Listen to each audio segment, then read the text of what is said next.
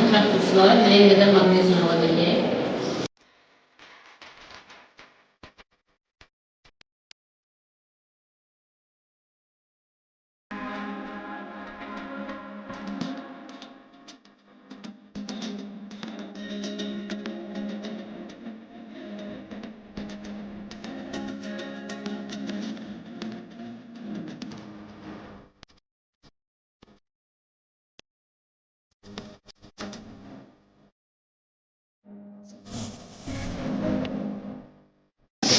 İndi dərslər deməli kristallik yoldur, bəşqalda yoldur.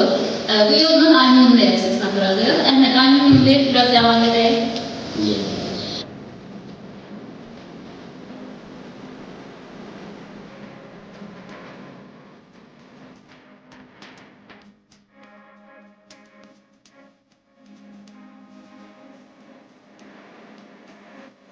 Biraz əlavə edək.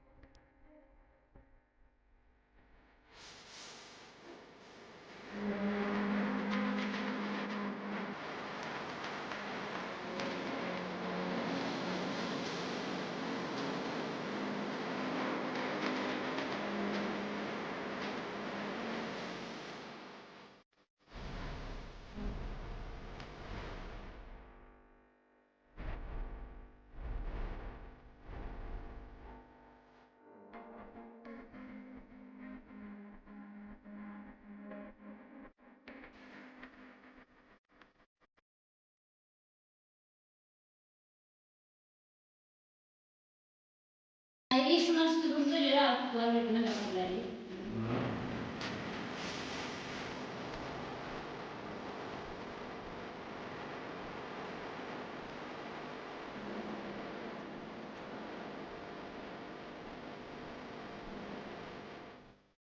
Deməli uşaqlar, inqilab sularla fenolftalein, metil-oranj, bunlarla turşu və qələmini təyin edəcəyik ki, hansı turşudur, hansı qələmdir.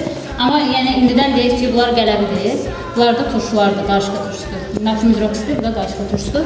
İndi deməli fenolftalein bildiyimizə görə, yəni siz bunu dərslikdən oxumuşsunuz, bilirsiniz ki, fenolftalein qələmləri çəhrayı rəngi, mor rəngi qoyur.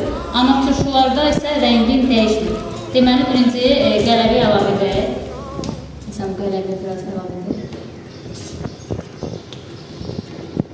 Görürsünüz mü? Səhra rəngi aldı. Bu da turşudur. Dedik ki, turşuda da rəngin dəyişmir. Biraz bu qabdakı turşuya tökək. İspat. Görürsünüz? Rəngin dəyişmir. Deməli, turşuda rəngin dəyişmir, qələmdə səhra rəngi alınır. İndi metil-oranjla təyin edək. Metil-oranj turşularda biraz qırmızı, çünki qırmızı rəng alacaq.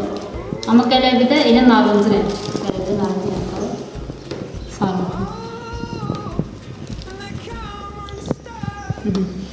Turşuda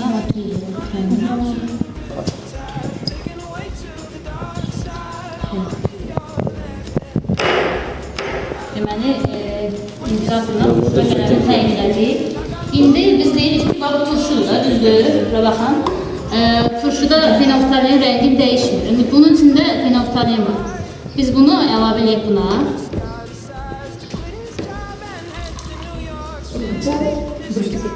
Görürsünüz mü? Yine renksizleşti.